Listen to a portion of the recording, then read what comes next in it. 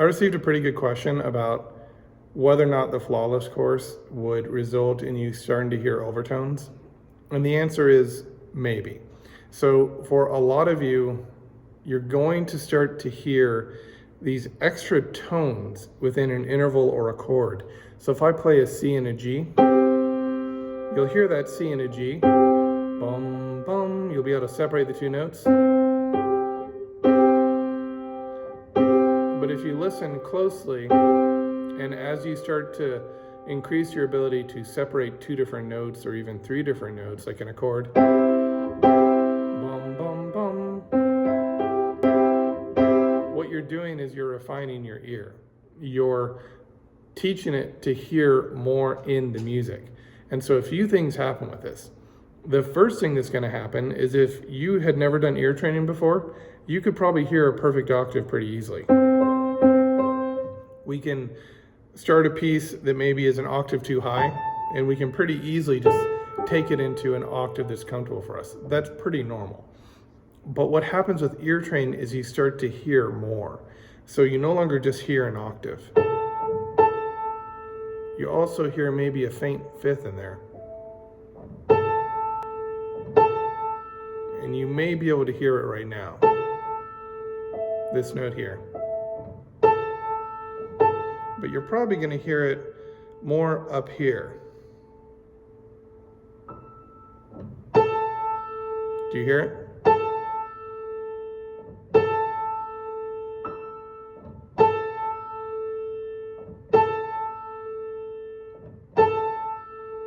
So that could confuse you a little bit if you think that's a perfect fifth.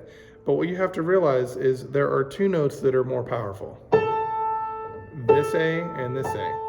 If I play a perfect fifth, the overtones get even more muddled. What you're actually hearing now is the overtone of the C that I played down here and the overtones of the G that I played here.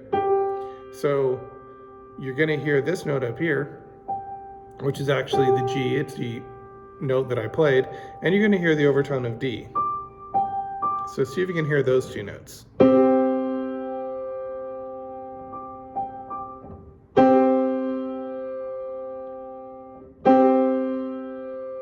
If I take it down an octave, it becomes easier.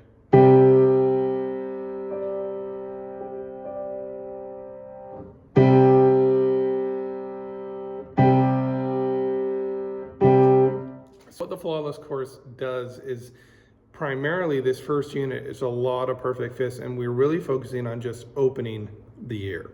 When you can open the ear, you can start to hear music the way it actually sounds, or at least the way humans perceive it. I mean, your cat, your dog, and other animals are going to perceive things a little bit differently.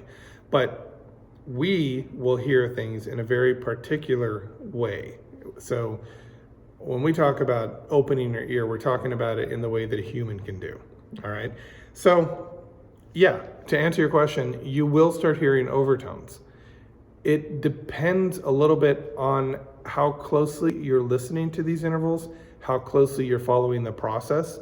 Because remember, I can play that and you can play the first two notes of Star Wars and get that interval right. Or I can do this. Here comes the bride, and you can do the first two notes of Here Comes the Bride. You'll get the answer correct, but you won't be training your ear. You'll be remembering a melody and associating it with a pitch. And that's an okay way to start. But you got to get away from that. And once you start to get away from that and you use the processes that I explained to you, then the ear will really start to open up. And just as a preview, we're going to be done with Unit 1 pretty soon. I'll have it available on YouTube. When we get into Unit 2, which is actually, if you purchase it at UreMusic.com, you'll get Unit 2 and Unit 3. As they become available, I'm doing about a video a week once I get into Unit 2.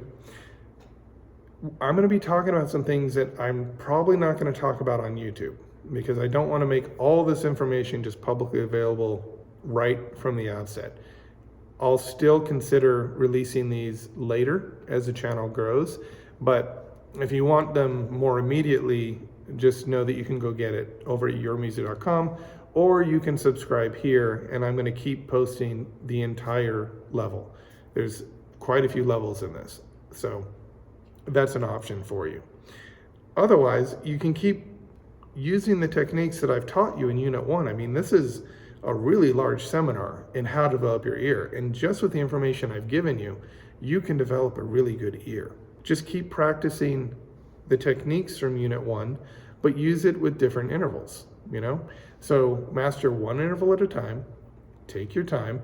Don't go on from major and minor chords until you've really got those down, because when you start to add other chords like diminished and augmented chords, it obscures the sound of the major and the minor chords. So we need to cement these intervals and these sounds before we add anything else. And remember, ear training is a lifetime skill. Once you have it, it only starts to get better. Once you really develop this ability to hear these intervals and these chords, that's when it gets really exciting, because now everything you do, you go outside, you hear birds singing, then you're gonna hear intervals in those. You hear a car backfire, you'll probably hear a major second somewhere in there, or maybe even a minor third. So you're gonna hear intervals in everything you do once you reach a certain saturation point. And that's what this course is teaching you. That's what the Flawless course is teaching you. It's teaching you to develop this really incredible ear, and it's doing it in a really easy way. The other thing I'll say is, if you got stuck on one of the earlier Flawless exercises, one of the sessions, maybe session 1 to about 12, keep going. Spend 1 week on each session and move on.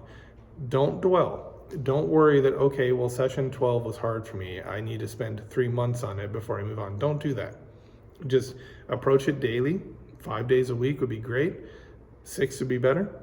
And once you've done that for 6 consecutive days, move on to the next one. Because what you'll find is 15 to the end of Unit 1 actually gets a lot easier. And I'm doing that on purpose. We have to shock the ear at first, and then after a while that doesn't work anymore. Then we need to make it really easy. And that's where the Flawless part of this course comes in. When we go from making something really tough and really pushing your ear to now backing off a little and allowing that work that you've put in to start to mature. And we mature it by doing simple exercises, even simpler than what you'll see in the beginning. So don't worry if you're having trouble. Just work on a session for a week, move on. And once you get to about session 15, don't worry if it's too easy. We are reinforcing at that point, okay? So again, let me know if you have any questions. I'm here to help. I'm really enjoying providing this on YouTube. I hope to one day provide the entire thing just on YouTube for free, but before I do that, I really do have to sort of keep some of these secrets to myself. I don't want to just reveal everything, because it'll just be, you know, used on all these other different channels. So I want to try and make sure that I establish this channel first.